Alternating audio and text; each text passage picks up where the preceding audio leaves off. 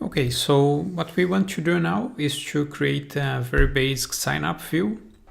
So let's get started by just creating a new page. So let's go to core views, create here as just a function based view, sign up, gets a request, and just rendering to the template. I'm going to create a directory named registration. So registration / sign up.html. So let's create here now the folder registration and this sign up view. Extending the base template that we have, using here the block content.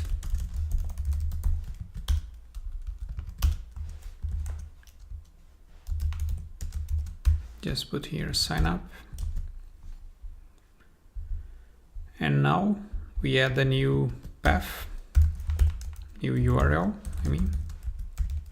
can be sign up and views.sign up. We are making a reference to this view function, so this name here that we are referencing, and now name sign up. Let's just check. So if we go /sign up, here we are. We can add some navigation menu here. So we can maybe go to base.html and add here a link to home. So when I type home here, I'm referencing this name. And we can put home.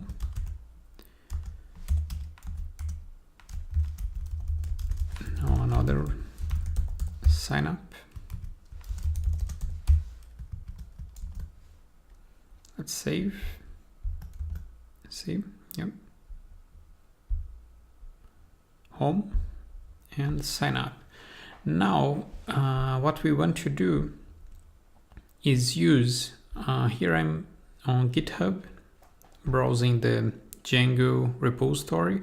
So I'm inside the Django contrib alt forms. We have here this form that we can use, user creation form.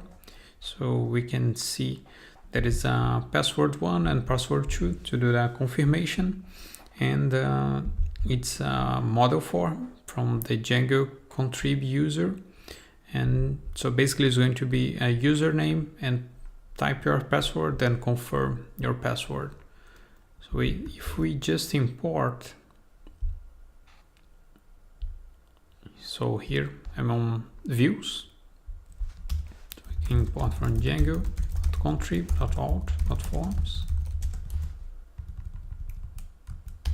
create a variable here with form, new instance, and now I'm adding here dictionary, which is the context that I'm passing to the template. Now I can render this form. A very simple way to do so inside the signup.html is to create a form tag, method post, adding here the cross-site request forgery token. Now just render the form as P, so we can use the HTML P tag as a wrapper for the form. If we just do that, then it means I'm rendering as a table.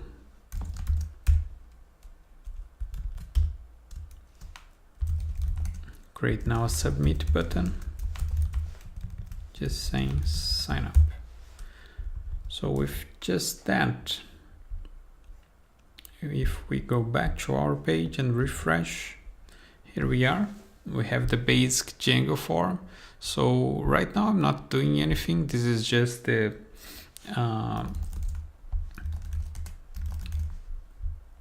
Google Chrome validation. So, but here I can post, I'm not really doing anything. So we have to build the logic here. So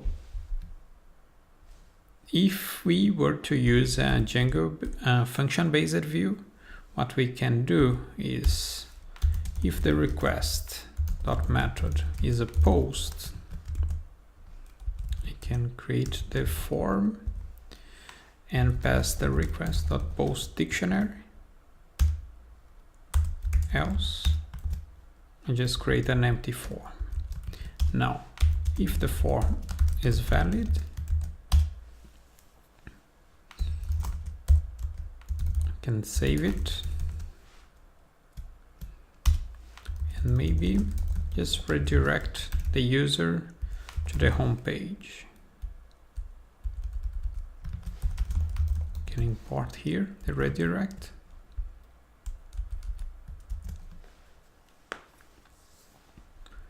So this would be a very basic form processing. So just doing here the logic, handling the post request and the get request.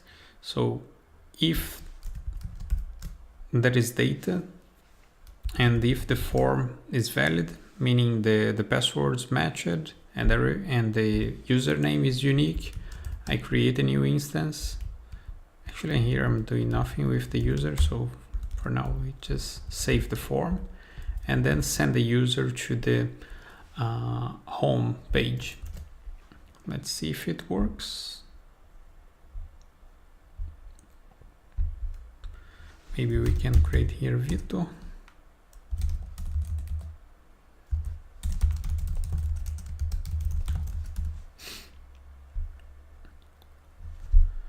Okay, so now maybe we can just do some tests to see if the user was really created. But if you want just to do a quick test, you can stop the server and open the shell terminal. So basically what I'm going to do here is from Django.contrib modules import user.objects. So we see that is one user was created here. We can see it.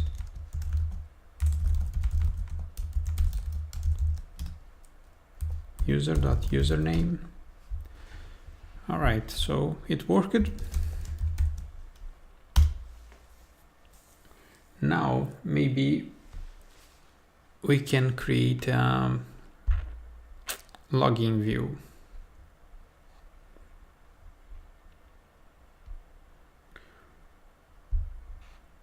Or we can do something similar on the home page.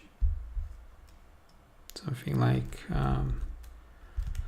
from Django.contrib.models import user.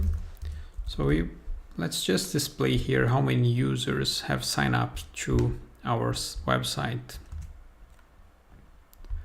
So we can create here count.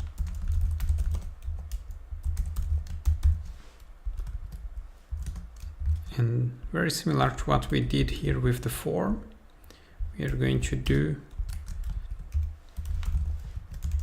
with the number of users that have signed up. So now we can go to home page.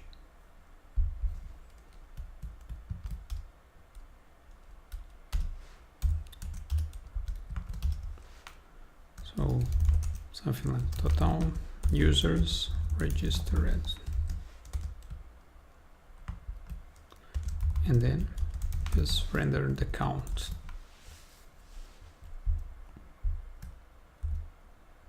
Oops. Forgot to run the server again.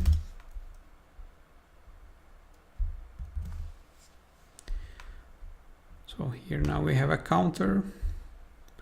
Maybe let's just try to register again with the same username just so we can see the error message.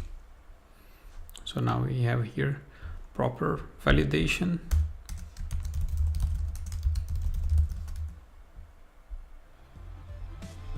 So here the count increased.